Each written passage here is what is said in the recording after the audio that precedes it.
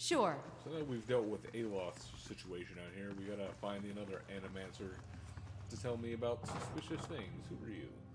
You're just a guard. Oh. My microphone is in the wrong position. There we go, that's better. Alright. The edges of the cage are dented and scoured with claw marks. What's over here?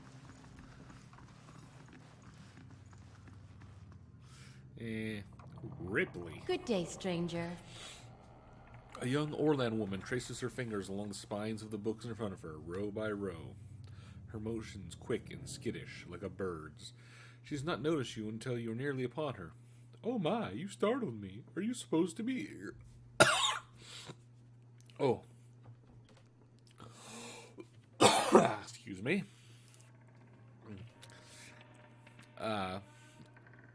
I'm investigating suspicious activity in the sanitarium. Oh, I'm just Master Azo's assistant. He'd know more about that, but he's in the middle of an experiment. Busy with some patients. You won't be able to see him until he comes out from the patient ward. There's nothing else. I can get back to work. Is Azo busy with patients, or is he running some sort of experiment? I'm just an assistant. It's not my place to gossip. I'm sorry. How do I get into the patient ward? Only Master Azo has access. I guess Head Warden Ethelmere does too, but he's, a statue now. What do you do here? I mostly help Master Azo set up and clean his equipment. I also keep his office organized since he's too busy to do it himself. I'm looking for an expert on awakenings. Me, I'm just Master Azo's assistant, but there's a visiting scholar from Revua here named Belisigi. She claims to know about them. Well, you are useless. So I guess I'll go talk to Ethelmere again. Where's the stairs? There they are. Best.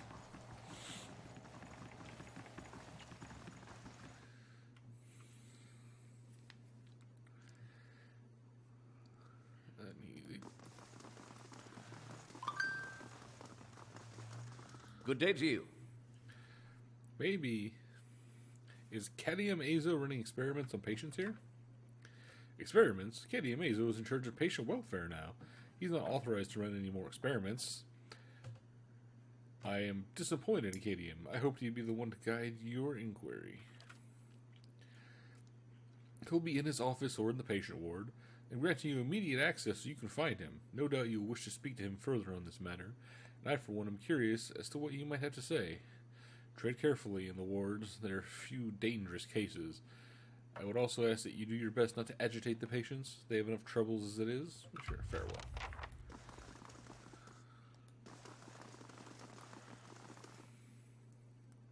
I assume that's the door where the guards are, is the patient ward.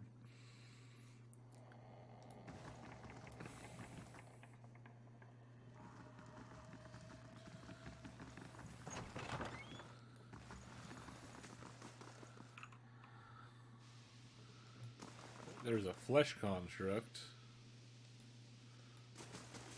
Patient. Flesh construct.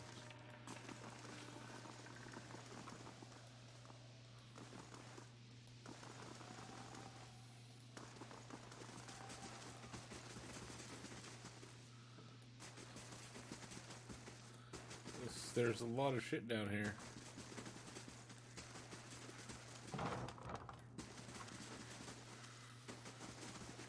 Oh, there he is. A simple test.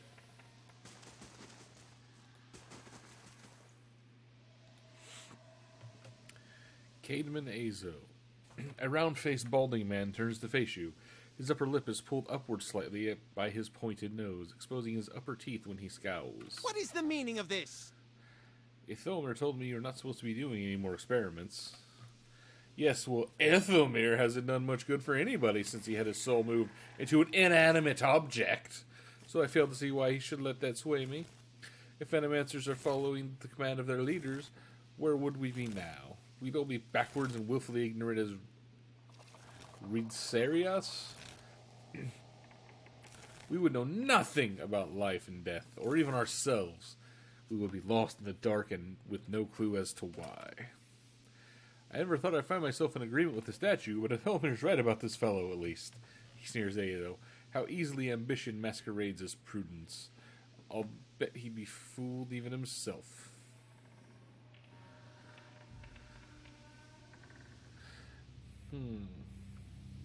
Surely there are other paths that don't involve risking lives. Indeed. Many lives have been spent in such pursuits, writing treatises and poems. But tell me this, how does one verify the truth of a poem? If some philosopher stumbled across the meaning of our existence, how would we know it from a false one? These are wasted lives. In Animancy there is progress. We are measurably closer to complete understanding because of our work. And that will be true until our work is complete. Who will solve Widewen's legacy? Some church? Some warrior? It will be an Animancer, or it will be no one at all. Seems a bit full of himself. Have you tried your experiments on any other subjects? I have, yes. No point in lying about it now that Felmir's involved. I asked for volunteers from our patients, and a few brave souls came forward. I was very close at one time to a breakthrough. They understood that. They understood that their sacrifices meant something. I need to know if you've seen any unusual behavior out of your patients. You're going to get a lot of looks asking questions like that in a sanitarium for the unbalanced. In truth, I've spent little time treating them since I have been reduced in my capacities. You might have luck with some of our more functional patients. They tend to congregate in the main area, just past the entrance to the patient ward. I heard you were demoted. How did it happen? Azo's nostrils flare and he bares his upper teeth more broadly. That's none of your concern. Did one of the others put you up to this? Audemir, the smug weasel? Things went wrong. Everything. I didn't know how. I'll never know. He spits on the floor as if to remove bitter taste from his mouth. Farewell. So, the main hall. I assume he means this.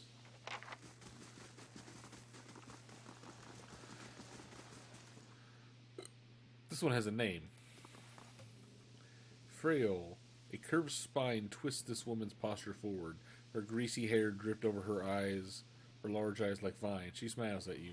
You must be visiting someone. Then she notes nothing in your appearance. She adds, a friendly visit, I hope. What do you know about the Animancer Azo? Oh, I like him very much. Many Animancers could care less about their patients. Look at us like vermin for their experiments. But Master Azo treats us like humans, even the very sick. You can tell he does this to help people. He's helped me understand a great deal about myself, and I know he's done the same for others. It's too bad what they did to him. He hides it well, but I know he's still affected by it. Well, what happened to Azo? Frail's eyes dart back and forth. Her voice lowers as if to just above a whisper. They don't like to talk about it, but there was an accident. He was said to be one of the brightest in Gyrewood. That was his reputation here, and that was what brought me to seek treatment. People say it was ego that drove him to try and solve the legacy, but that's hogwash. Even if he was a bit of a showman, he loves his homeland. He thought he could help. He wasn't the one to speak of his work. Suspected his colleagues might have tried to steal it, but he told me once that he had figured out a way to create a soul. Not a soul exactly, mind you. How did he put it? A proxy, I think he called it? Had some machine that draw energy out of the very ether? Can you imagine?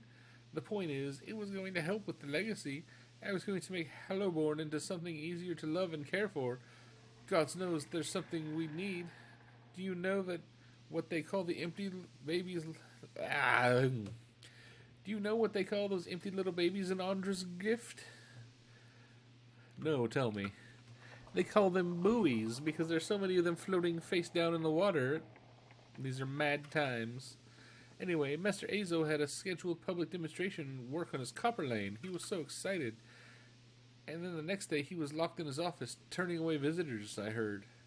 And he stopped seeing patients. I don't know exactly what happened, and I don't have the heart to ask him, but I'm glad they're letting him treat people again. Why are you here? Behind her hair, her cheeks flush. I don't want to say. You'll think less of me.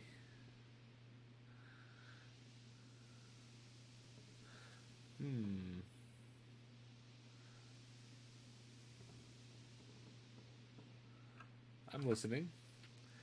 These last few years haven't been kind to me. They haven't been kind to anyone, really. I try not to think of it as personal. I lost my husband and both my boys in the Saints' War. My daughter, the legacy took her before she was ever mine. I may do. What else can you do? I moved into a tiny place called Andra's Gift. Got by mending clothes and on the kindness of strangers when I had to. But I was surviving and the gods were watching over me. I could live with that. Then one day this noblewoman comes in. Wants this fancy gown fixed. Gorgeous thing. This shade of blue I've never even seen before. Only I looked at it and it reminded me of something. I had what they call an awakening. I remembered being a noblewoman myself in another time. People doting over me, men doting over me. Me. The best food, the most beautiful home, and all the things you've ever dared to dream. They were mine. It was poison knowing that. All those things I had that I'll never have in this life. It did something to me. My food started to taste rotten. The walls in the little room seemed to close in around me. I stopped being able to sleep in my own bed. So I came here. It was that or break into an estate and start ordering servants around. It seems like such a silly thing to worry about. You don't have to tell me, but I can't get past it. And I start to wonder, did the gods choose me for this life? And if so, what a terrible things I must have done to deserve it. Let's talk about something else. Have any of the patients been acting unusually? Well, there's Batixa, who relives a murder she committed more than 5 lifetimes ago. Idleman, who say they only has half a soul and who was found collecting the faces of others because he believed his own to be a false one.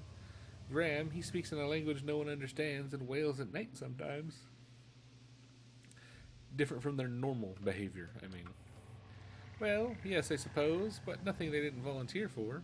Master Azo let us know that a number of patients in North Ward had volunteered for a new therapy and would be escorted to his laboratory to receive treatment. North Ward has most of our troubled cases. I'm glad some of them have chosen to get help. It seems to me that it's gotten quieter over there since it started. It's Graham I see talking in the most. He struggles, but he's always a bit of a wild one. Would I be able to visit the North Ward? They like to keep them separate. I don't know if I've ever seen guards allow a visitor, just Master Azo. You might ask him. He's very sympathetic. Okay. I mean, I assume the North Ward is up here to... Oh, that's that door that I need the key for, obviously. So we'll talk to Azo. He's probably going to be a dick about it, because he's kind of a dick. What is it now? This guy, man. I'd like access to the North Ward. Out of the question. These patients are in isolation for a reason.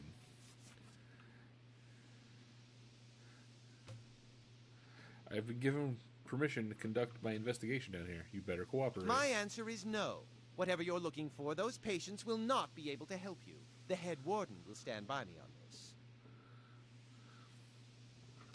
I'd like access to the North Ward so you can coerce him into your experiments? Frail told me everything. She's a patient! That blazing woman knows nothing of the nature of my experiments. He balls up his fists and digs his teeth into his index finger, a growl simmering beneath his breath and a deep scowl compressing his face. Fine. Speak to them for all the good it'll do you. I'm sure the discussions will be fascinating. He pulls a heavy key from one of his pockets and nearly slams it down on the floor before handing it to you.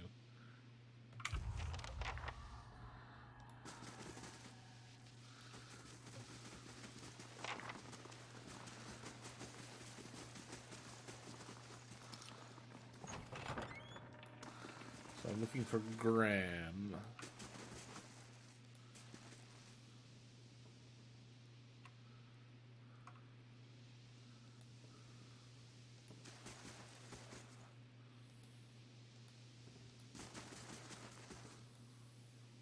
Graham. This man has the look in his eyes of a hunted animal, and as you approach, he staggers backward to the far corner of the cell, halfway appearing as though he would climb the walls as if it would get him further away from you. Oh, I'm tired. He cries out, a bizarre primal utterance like nothing you have ever heard. I need to ask you some questions. Graham looks at you blankly. It's unclear whether he understands you or not, but his panic has momentarily subsided. He opens his mouth to speak, but the words that come out are half-formed, as though his tongue were cut out. They are impossible for you to discern, if indeed they are words at all. Aloth makes a noise of disgust. These animancers did this to him. You can see what's coming of their meddling.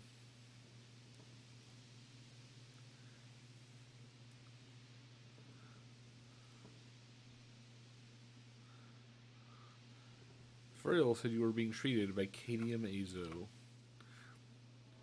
Graham looks at you with uncertainty. Slowly, tentatively, he steps closer to the front of his cell, and as he does so, for the first time, you can perceive his soul within your ken. It is misshapen, as though maimed by some jagged instrument, and large expanses of it have been gouged out entirely. You feel no barriers of resistance. If you wanted to, you could look further into his soul. Well, why not? You project out toward the maimed soul in front of you, merging with it, its confusion and fear becoming yours, as if it whisks you into its depths. You are in your cell. A key turns. The door creaks open on neglected hinges.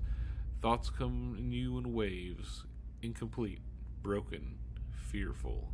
Standing at the door is a rotund, balding man. His upper teeth and pointy nose remind you of a rat. He beckons apologetic. You don't want to go. Anything else in your mind is a single word, and that word is no, but it dissolves before it reaches your lips. You press against the back wall, cornered. You cry out. In darkness, you fight against restraints. You cannot move your arms or legs. The man walks into the room carrying a lit candle, its meager flame casting long shadows across books and machinery, straps behind your arms and legs. Cold metal circumscribes the crown of your head and the breadth of your chest. The man is sorry. He is in need of raw materials. They dismantled his work and he needs another source. He needs to show them that he was right. He thanks you. Then he turns a knob and you feel yourself begin to crack from within, and you feel pieces of you torn away, like having your insides chewed by a horde of rats, and you are screaming a scream you can barely hear. Another night. Heavy footsteps outside your door, coming for you. You look through the slit of the door. The flesh giant, the artificial being just outside, but facing left, facing the end of the hall. The boy there. The boy looks with interest at the giant, then collapses to the floor like a shed snakeskin. The giant convulses for a moment, then rights itself, turns away and leaves. Graham looks at you, still wild-eyed, but somehow more present. He nods at you, then walks back to the end of his cell. End of the hall. These poor people.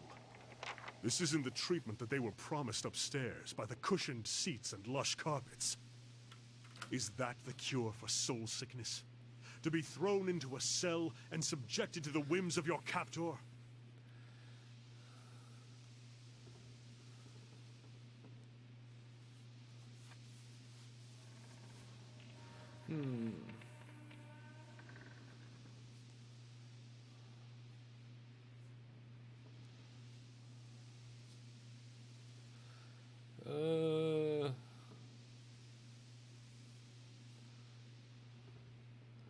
Maybe it is. Maybe it is. I have seen the sick and mad exiled, or else treated like contagious vermin, but I cannot believe that this is the kindest alternative. But if we're all treated like this, the sanitarium would never survive. What do those patients do to warrant such conditions?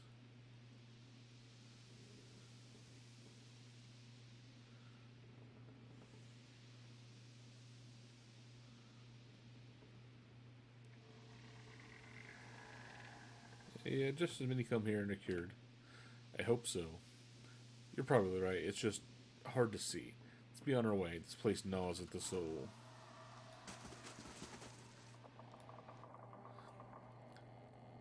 Usgrim, a willowy adolescent boy in the corner of his cell. Gawkish and stoop-shouldered, he stares straight ahead. The occasional blink is his only movement. It is unclear whether he registers your presence at all behind his glassy, doll-like eyes. In this state, the barrier between your soul and his are thin and porous, easily bypassed if you should wish. Let's reach out. You close your eyes and edge forward toward the boy's soul, and as you near, a sudden malaise comes over you. You are cold and warm all at once, sweating and shivering and straining for breath, as you did on the caravan journey. The soul you approach is the wrong one, a parasitic plant that strangles its host. It is predatory and pitiless, and you've crossed paths with it before. Too late does it occur to you to retract, and already you feel yourself plunging into some interminable abyss of thought and memory. You are standing in a cell now, the same cell in the sanitarium. The halls are moonlit and empty, and you are waiting. At the far end of the ward, the door opens, revealing a flesh golem in silhouette behind the stone archway. It makes its usual rounds. The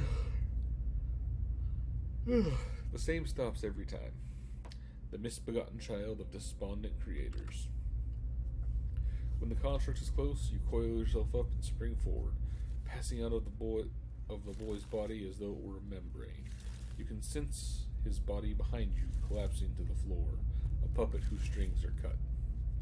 You are rushing toward the golem now, bodiless as a gust of wind. Quickly, you think to yourself, quickly, and you feel the strength hemorrhaging from your soul as you dart toward the makeshift abomination. You pass into the golem's shell and overtake the soul implanted within, encircling it, suppressing it, and contained in the new vessel, you are strong again. You step forward, heavy-footed, down corridors, unheeded by the other constructs, and scrutinized only by the wary, untrustworthy eyes of the mad, coming at last to an office piled with books and scribbled papers and perverse implements of animancy. You set your oversized hands upon the large machine, a nest of globes and tubes and coils in the center of the room, and go to work, bending wires and unsettling alignments. Your surroundings are pulled past you, or perhaps you are pulled past them, and they dissolve into a blur. When they settle into place again, you are outside on a clear day, standing in front of a crowd stacked high above you on the tiered seats of an amphitheater. You are facing the crowd, standing deliberately still, but this is no play. Man, I did not sleep enough last night. A balding man with rotten-like features is strapping you to a machine, the one you had tampered with.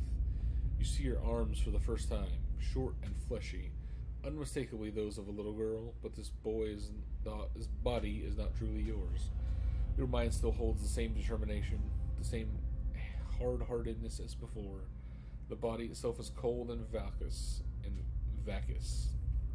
Unlike the others, this one has no soul of its own.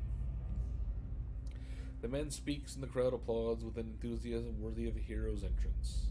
"Bear witness," he says, and he pulls a lever. The machine shivers and speaks, and a bead of sweat rolls down the side of the man's brow. But the crowd's apprehension quickly gives way to awe as a crystal globe fills the radiant mist that casts the entire theater aglow. He opens a valve, and the glow crawls through a tube along the length of copper wire that runs a set of electrodes beneath your armpits. You feel nothing when it reaches you, as it should be, for you have been leading his work astray periodically from time to time, altering notes and setting and playing puppeteer for Hollowborn. But you make it look how people would expect it to look when a body is infused with the soul. In a moment the machine goes dark and the man unstraps you, eyeing you with a scientist's concern.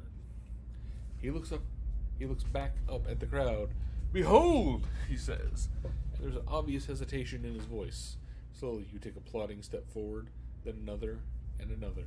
You look up as the man gave him the eye contact of which no Hollowborn is capable. and the crowd gasps. The man looks relieved. How do you feel? He asks at a volume meant for the crowd, and this is the moment. At the top of your lungs, you let out a piercing shriek. The man comes towards you, his hands outstretched, but you run the other way, back to the machine. With all your strength, you drive your head into the crystal globe, and it shatters, streaking your head with warm blood. You drive your head down to the surface of the machine again and again, drawing panic screams from the crowd, and by the time the man reaches you, your body has already ceased proper function and merely twitches on the cold ground. Satisfied, you depart the corpse in search of another unsuspecting host. Who could put their faith in Animancy now?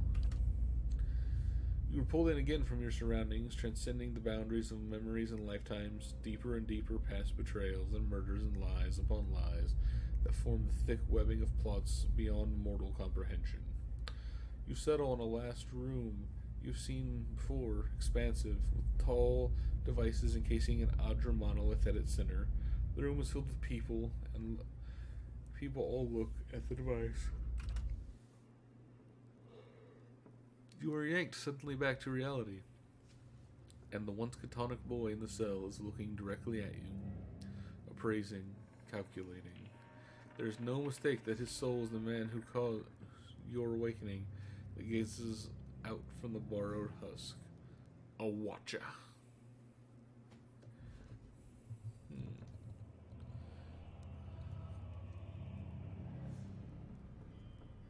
You made me into a watcher. I need you to undo it.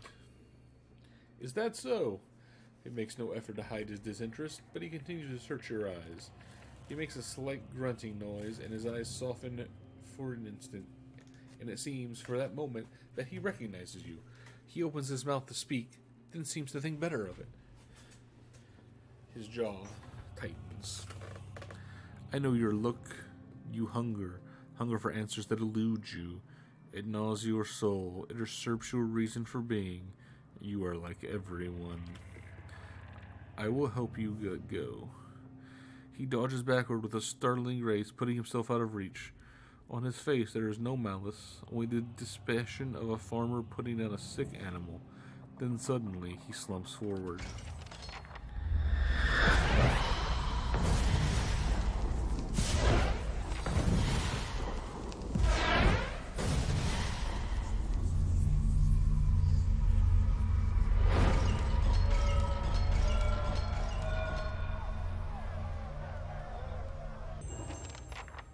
Well then. Go away, quest completed. Thank you. Taxes collected. Flesh country. It's immune to a lot of shit.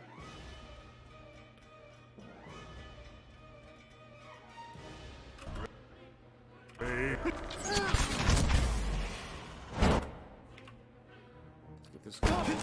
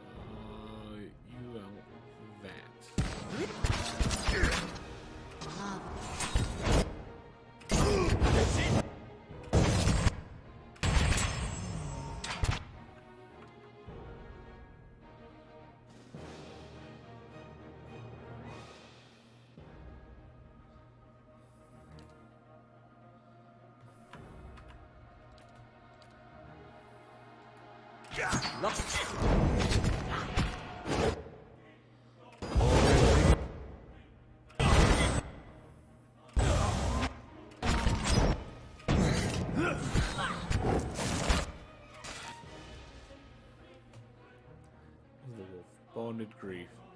Minus 10 accuracy because the wolf is down.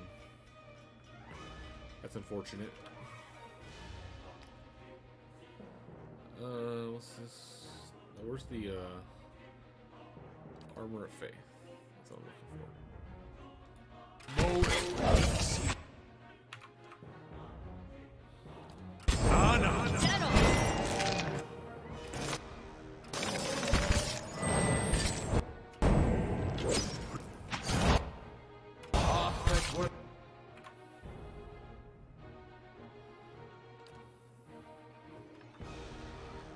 Let's get in here. He's barely injured, badly injured. Thanks. No, actually, you. I want you to burn down that one.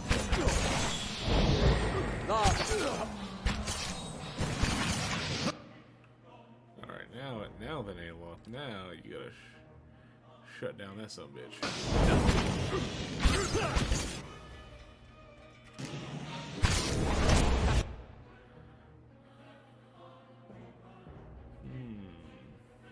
How are you doing? You're almost dead.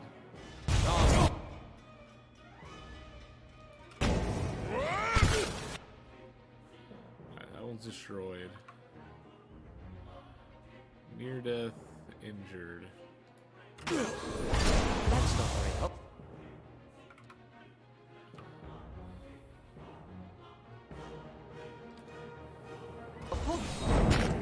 Oh,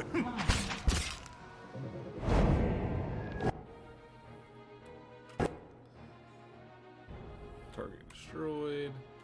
So it should just be that one left. Sacre tu!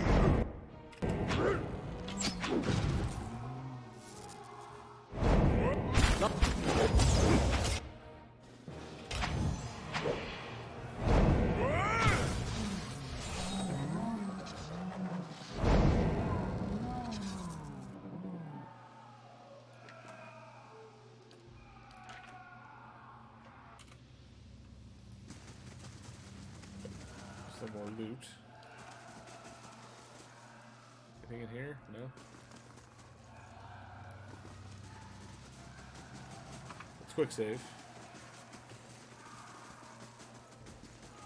Sounds like some oh, flesh golem again.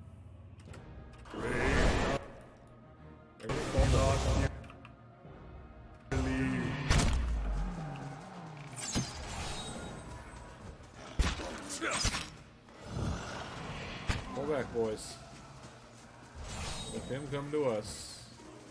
There we go. I get better surround.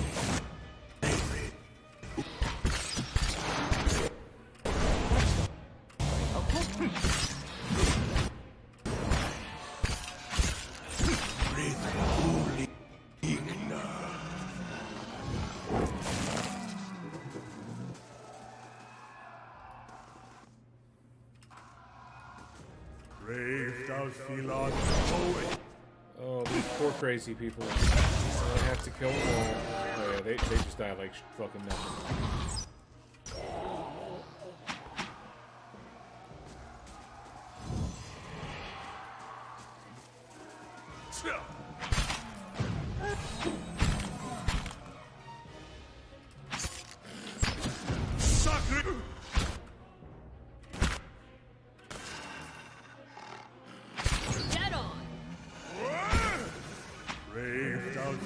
I'm gonna go to Azo.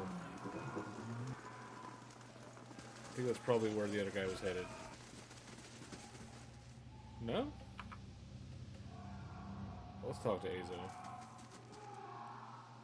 What have you done? You've been experimenting on patients against their wills, mangling their souls. I have witnessed it with my own eyes. Azo's face drains with a little colored head. How could you possibly? Look, it had to be done. Ethelmir and the others, they took everything from me. Everything when I was this close. I had to know. I had to know where I failed and why. Imagine the value if I succeeded. I had something that could make all these hollow infants into something like a real person. And with a few more patrons and a few years' research, who knows? No one has come that close with the legacy. It's why I have to continue. Why I have to risk everything here working in secret. It's why I have to lie to Ethomir for me. Tell him you've cleared me of all suspicion. No, I don't think I'm gonna do that. Because you're a douchebag. I'm going to expose you for what you are. Then I can't let you get in my way either.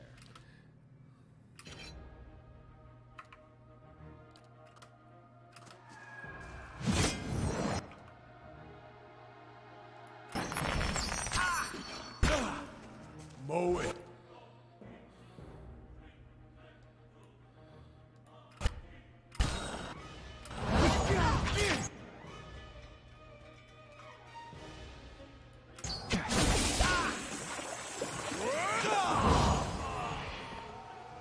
Oh, I thought that Yeah. would be more difficult.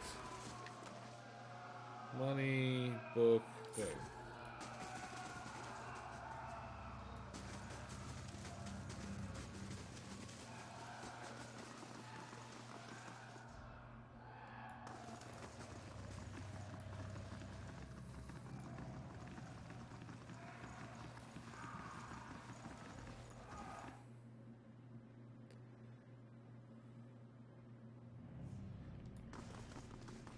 So we interrogated some crazy people and fought some crazy people, and a mad scientist, well, he had to be put down.